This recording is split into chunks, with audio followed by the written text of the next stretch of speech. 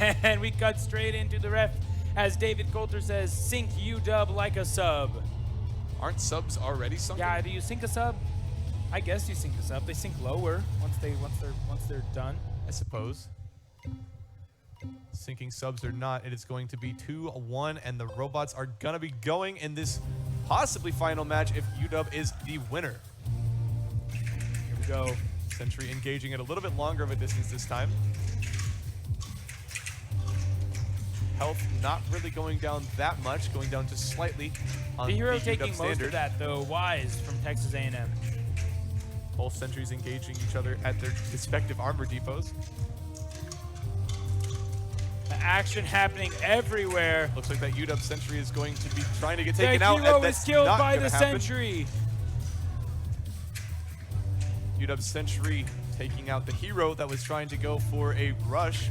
Was not able to connect any shots. Standard was able to connect some. And it will be in the lead for now by 10 points of sentry damage, but that's not going to be the case for long.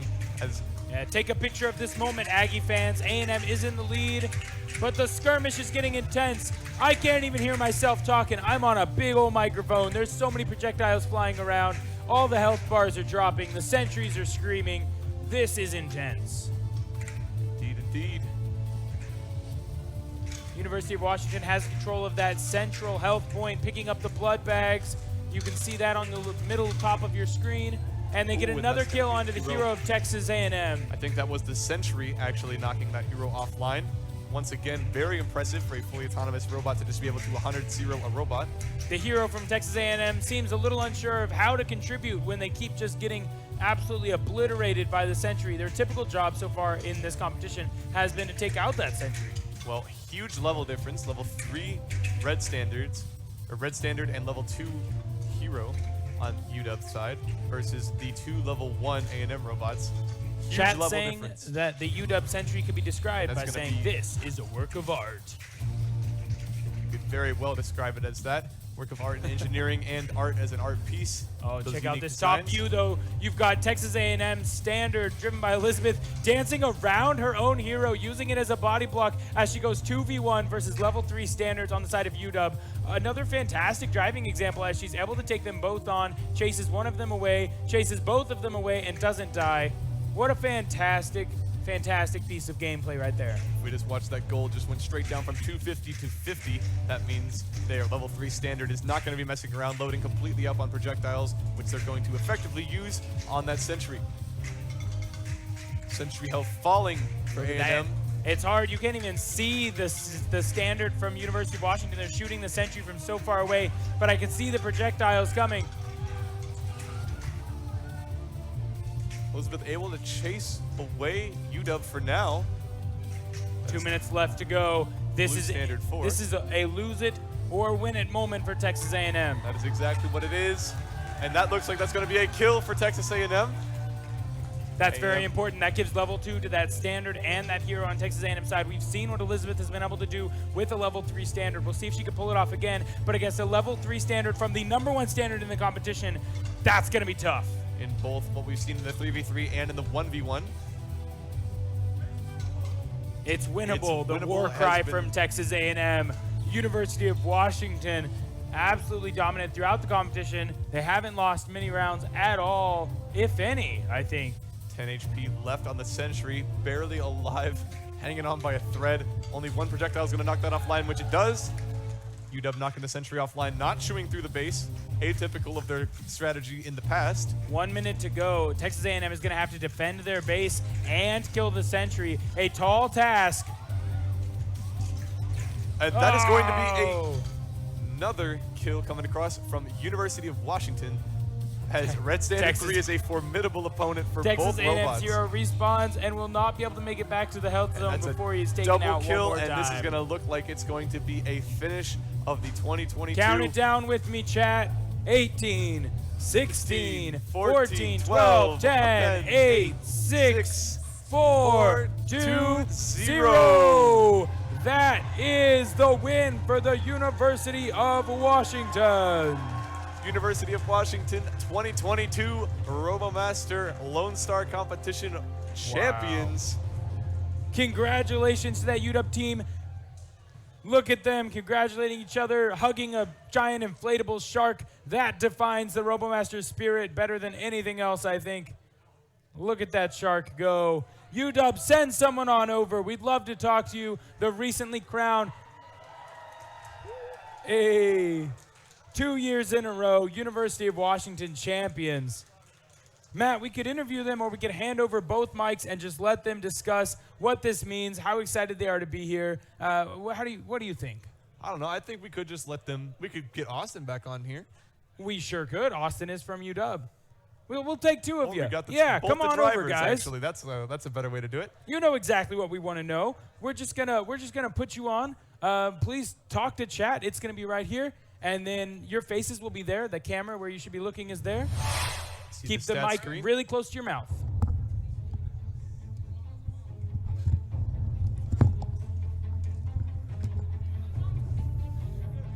Hello. We got a shout out to Mine working? Rob on ARUW from Langley, Canada. Yeah. Also got a shout out to Alex. All right. So, questions from the chat? Someone says, hi, me. Let's go. Hi, Teresa. All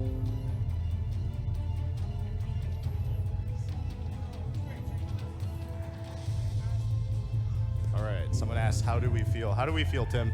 I don't know. Feeling pretty good after that. You? Yeah, it's pretty good. Very exciting. It's a little less. Is that better? All right. A little less uncertain than last year. I think the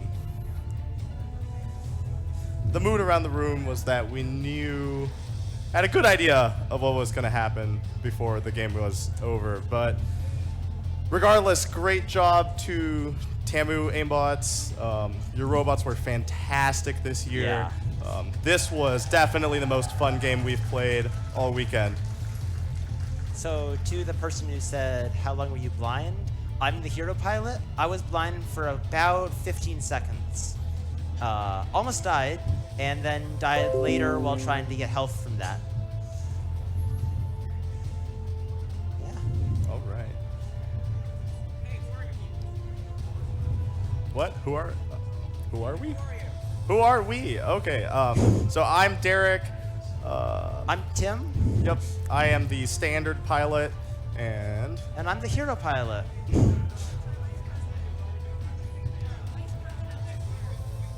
oh yeah. So as far as what we do on ARUW, this year I am one of our manufacturing leads as well as a mechanical design project lead. And I'm just... Okay, so the award ceremony starts at 5:05. And in the MSC main room where we've been holding the matches. So I am one of our regular mechanical members, and I am also a freshman. Yeah, in case I didn't mention, I am a junior going on to a senior next year. All right. Someone has asked what it was like preparing this year. I think about a month ago, we actually instantiated a design freeze at ARUW. That meant things we didn't finish were getting cut, and we were going to minimize changes to the robots and maximize our stability and reliability of all of our systems. As we have found out, that's worked fantastically over the course of this weekend. We've had very minimal reliability issues. We've had very little to do in the pits and each night back in the Airbnb. And it's overall, I think it's been a very relaxing competition experience compared to what we did last year, and I think what we're seeing a lot of other people. Okay, so Jones, the most difficult part for us this year has been our sentry. So we did 2 turrets, and because of that, we had a lot of issues. We've been debugging the sentry for about 2.5 months. Yeah. It looks very impressive. It has performed amazingly, but that 2-turreted sentry has caused us so many issues in the development phase. think overall, the most kind of surprising thing of this competition was been how reliable our robots actually were. We did a lot of testing to try to get them reliable, but we were still surprised. And yes, we did drop the Sentry a few days before the tournament. However, all those parts managed to be replaced before we came to Texas. All right. Mithrian asks, which moment was the most surprising or unexpected this competition? I think we were chilling in the pit room, and I think almost everybody was up on their feet cheering for a first-year coalition team, PUTR, and their upset versus Virginia Tech, who were last year's second-place team. And that was an amazing moment. Like, everyone was standing up and cheering when they won that best out of 3 match. So, Dank955, I don't play League. However, I do play League of Legends, but only a little bit, very casually. Instead of being huge into competitive esports, we've spent a lot of time on the robots during development, using the client, using the mouse and keyboard, looking through VTMs. We're very fortunate at ARUW to own multiple sets of the referee system. And it lets us get tons of experience and practice in early in here. yeah, so Jones, we made our dual launcher independent by having 2 cameras. So each turret has a separate camera, which can target separately.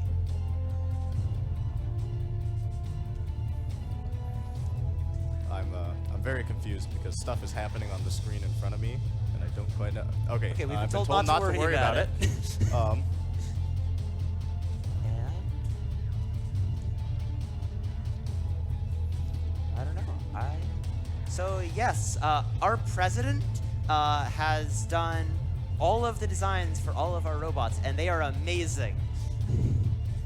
Yep, our robots look great. Shout out to Emilia, who, in addition to majoring in informatics, also majors in drawing and painting, and has dedicated hours upon hours of her own time outside of her regular club duties to make our robots look beautiful, as well as everyone else who helped to fill in the hexagons on the back of the Sentry. There's like 9 million of them. Lake Hanover, I would say that RoboMaster is kind of similar to FRC, but more complicated. It's also much more of a software competition.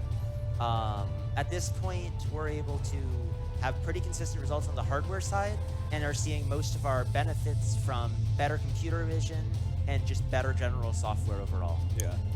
Most of our mechanical group does actually come from FRC experience. It's super valuable having the experience of, building things with your hands, solving problems, whether or not you actually know like mechanical engineering fundamentals or how to manufacture parts.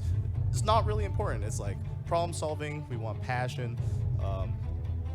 That's how we've built our team to be as successful as it is. All right. So, Radhika, we have our own code base that is open source that we call Taproot that forms the basis for all of our robots' code. We use it year after year and keep improving it. It is open for all teams to use. Yeah, old code, our code is upcycled year over year. This is our second major year on our same controls code base, or embedded controls code. Like Tim said, fundamentally based on Taproot. This is our first year with a completely new computer vision and auto aiming code base. It is called Project Auto, and there's a funny story why.